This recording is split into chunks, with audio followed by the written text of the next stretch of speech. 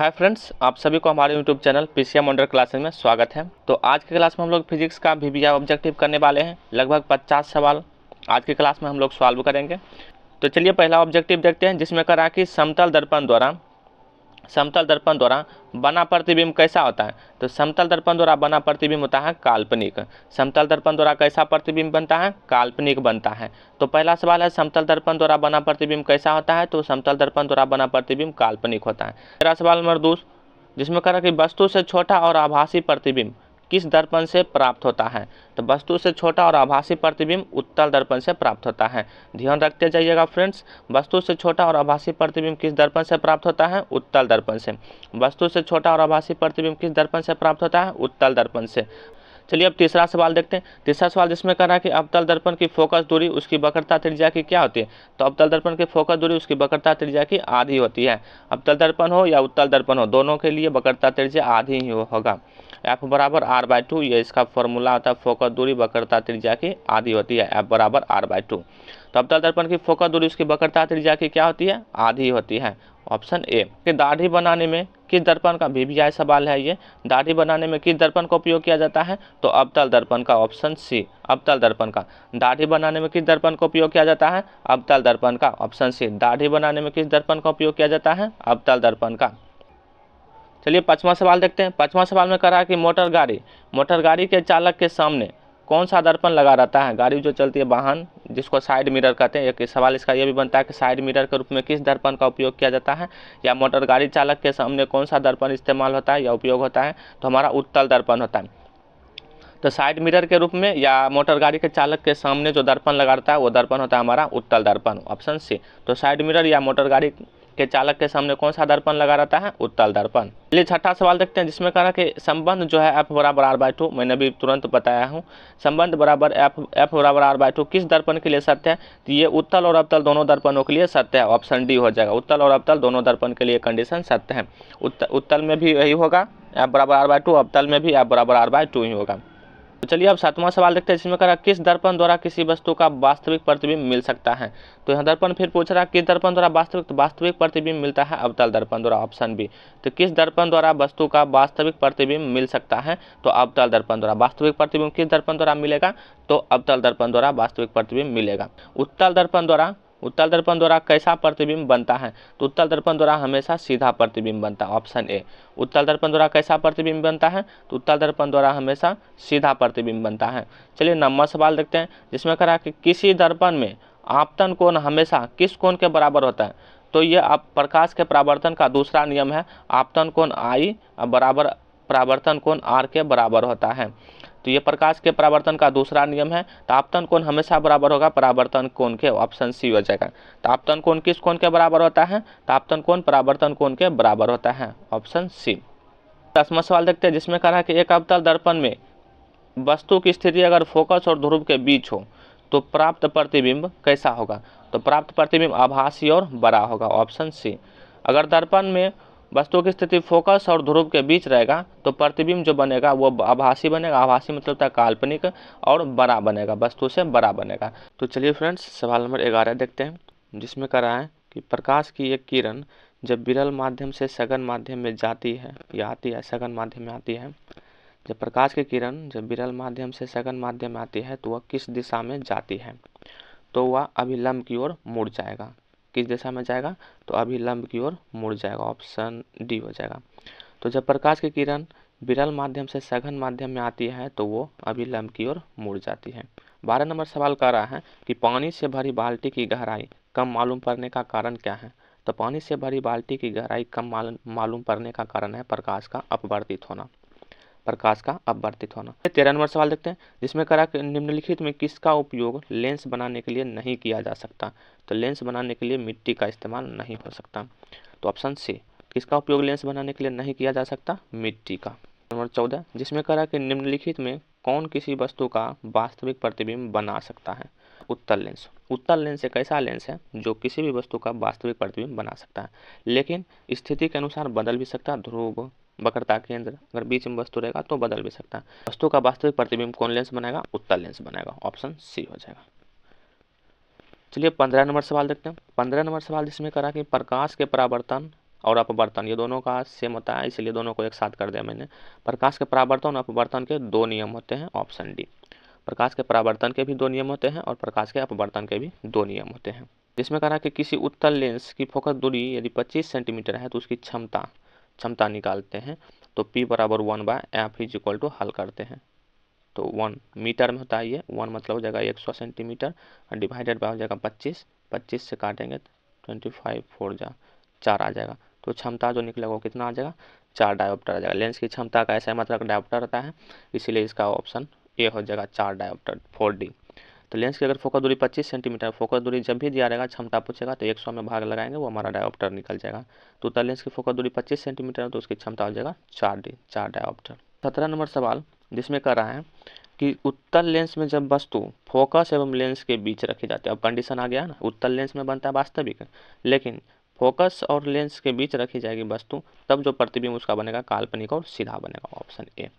उत्तल लेंस में जब वस्तु फोकस एवं लेंस के बीच रखी जाती है तब प्रतिबिंब कैसा बनता है, काल्पनिक और सीधा बनता है, ऑप्शन ए। सवाल नंबर 18 देखते हैं जिसमें कह रहा है कि किस लेंस द्वारा किसी वस्तु का केवल काल्पनिक प्रतिबिंब बन सकता है। तो केवल और केवल काल्पनिक प्रतिबिंब बनता है हमारा अवतल लेंस से, वास्तविक प्रतिबिंब बनता है उत्तल लेंस से और काल्पनिक बनता है हमारा अवतल लेंस से, तो ऑप्शन ए। तो किस लेंस द्वारा किसी वस्तु का केवल काल्पनिक प्रतिबिंब बन सकता है, अवतल लेंस द्वारा। चलिए अब सवाल 19 देखते हैं। 19 में कह रहा है सरल सूक्ष्मदर्शी में किसका उपयोग किया जाता है।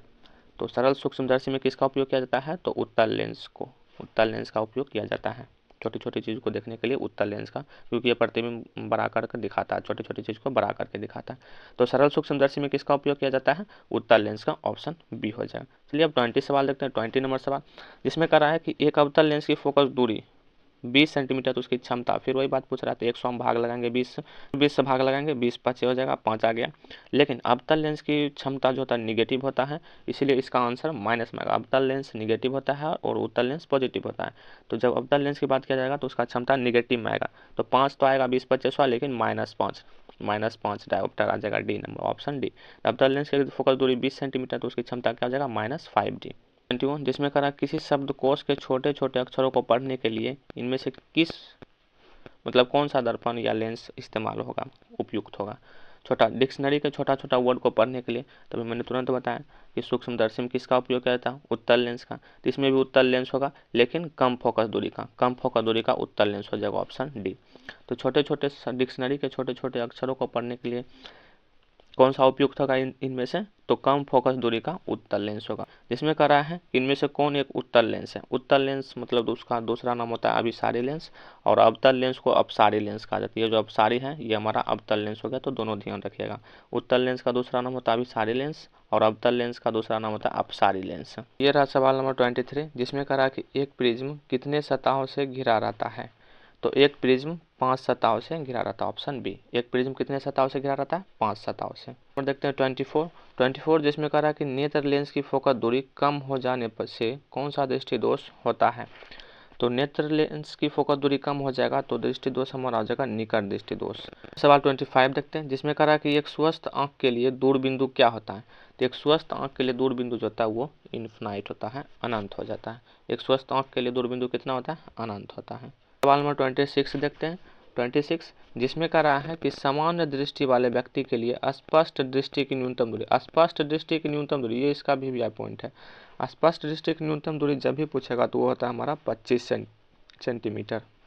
तो स्पष्ट दृष्टि की न्यूनतम दूरी जब भी पूछेगा तो हमारा हो जाएगा 25 सेंटीमीटर। और जनरली बात किया जाएगा, जैसे अभी पीछे एक सवाल में किया था स्वस्थ आंख के लिए, तो वो इन्फिनाइट हो गया।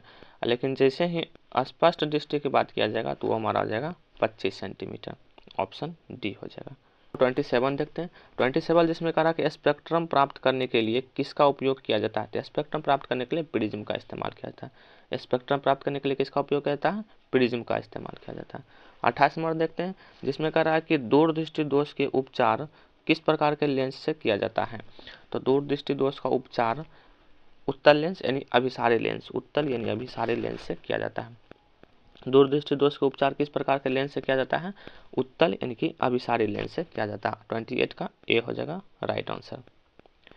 चलिए अब 29 सवाल देखते हैं, जिसमें कह रहा है कि सामान्य नेत्र अधिकतम कितनी दूरी तक की वस्तुओं को साफ साफ देख सकता है। फिर वही बात है, सामान्य नेत्र की बात कर रहा है तो वो इन्फिनाइट अनंत दूरी तक को स्पष्ट देख सकता है। तो सामान्य नेत्र अधिकतम कितनी दूरी तक की वस्तुओं को स्पष्ट देख सकता है, तो अनंत दूरी की वस्तु को स्पष्ट देख सकता है। जिसमें कह रहा है प्रकाश के किस रंग का तरंगदैर्घ्य सबसे अधिक होता है। तरंगदैर्घ्य की बात किया जाएगा तो वो हमारा लाल रंग का होता है, लाल रंग का तरंगदैर्घ्य सबसे अधिक होता है। और विचलन की बात किया जाएगा तो लाल का विचलन सबसे कम होता है।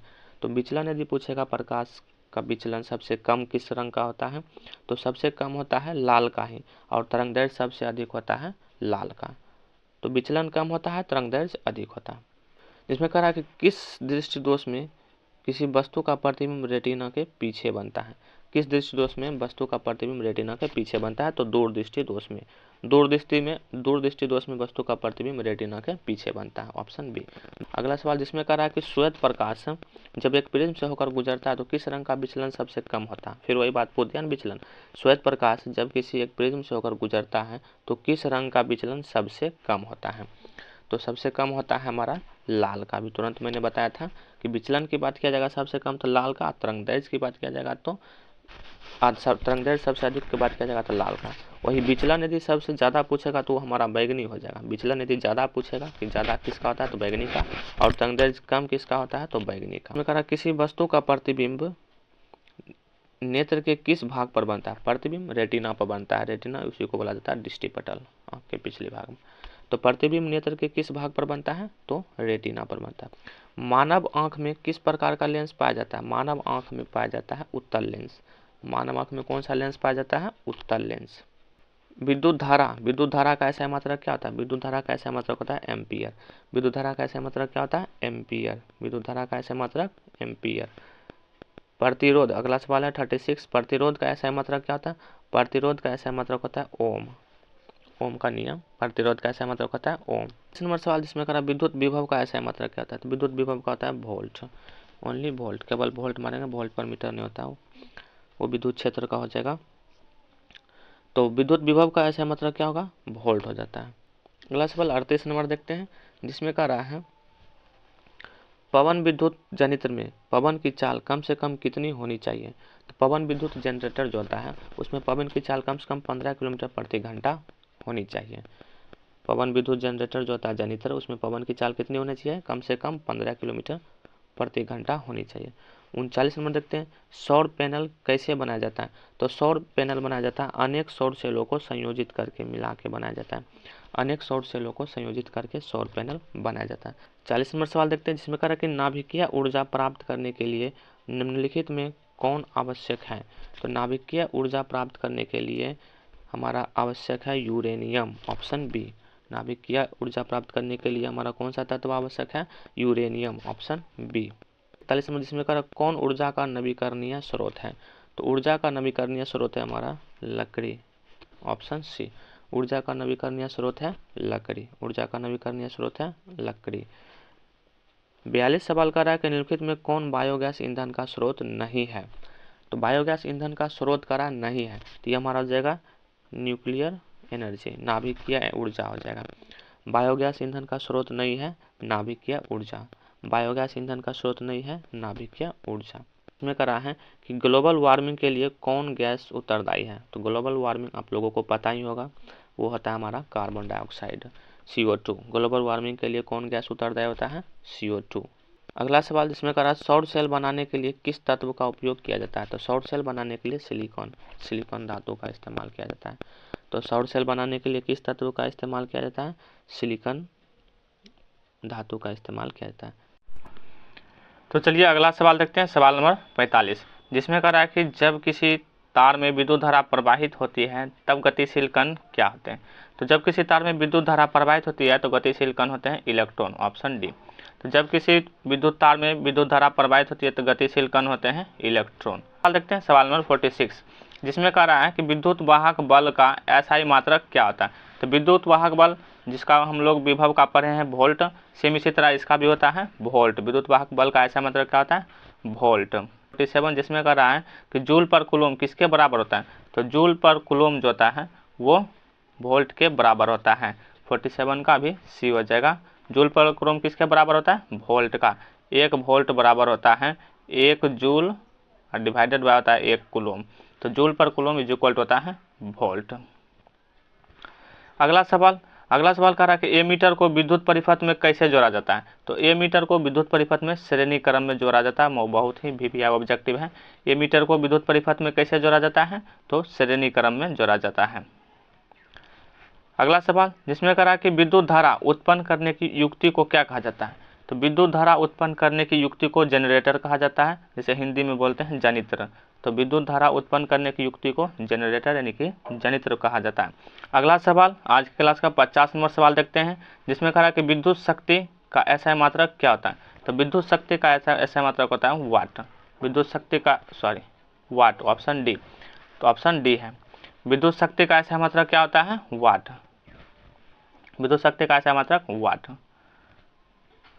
चलिए अगला सवाल देखते हैं, जिसमें कह रहा है विद्युत परिपथ की शक्ति क्या होता है? तो विद्युत परिपथ की शक्ति होती है V² divided by R। V² divided by R। तो विद्युत परिपथ की शक्ति होती है V² बटे R। ये भी बहुत VVI ऑब्जेक्टिव है, बहुत बार एग्जाम में आ चुका है, तो आप लोग ध्यान रखिएगा। विद्युत परिपथ की शक्ति क्या होती है? V² बटे R। अगला सवाल 52 देखते हैं, जिसमें कह रहा है विद्युत बल्ब का तंतु किस तत्व का बना होता है? बल्ब का जो तंतु बना होता है वो टंगस्टन का बना होता है। तो विद्युत बल्ब का तंतु किस तत्व का बना होता है? टंगस्टन का। ऑप्शन हो जाएगा ए। चलिए अब 53 नंबर सवाल देखते हैं, जिसमें कह रहा है टंगस्टन किस ताप पर पिघलता है? तो टंगस्टन जो है उसका टेम्परेचर जो होता है पिघलने का वो 3500 डिग्री सेल्सियस होता है। 3500 डिग्री सेल्सियस ताप पर टंगस्टन पिघल जाता है। तो टंगस्टन किस ताप पर पिघलता है? तो 3500 डिग्री सेल्सियस ताप पर पिघलता है। आज की क्लास का सेकंड लास्ट सवाल देखते हैं, जिसमें कह रहा है कि किलोवाट घंटा किसका मात्रक है? तो किलोवाट घंटा विद्युत ऊर्जा का SI मात्रक होता है। किलोवाट घंटा किसका मात्रक होता है? विद्युत ऊर्जा का। ऑप्शन सी, किलोवाट घंटा किसका मात्रक है? विद्युत ऊर्जा का। और आज की क्लास का लास्ट सवाल 55 नंबर सवाल, जिसमें कह रहा है विद्युत परिपथ में विद्युत धारा की माप किससे की जाती है? तो विद्युत परिपथ में विद्युत धारा की माप एमीटर से की जाती है। Option A. विद्युत परिपथ में विद्युत धारा की माप किससे की जाती है? तो एमीटर से की जाती है। तो ये रहा फ्रेंड्स फिजिक्स का 55 सवाल, जो कि बहुत ही VVI और इम्पोर्टेंट सवाल है, जो कि बहुत बार एग्जाम में पूछ चुका है। तो आप सभी इन 55 ऑब्जेक्टिवों को कवर कर लीजिए।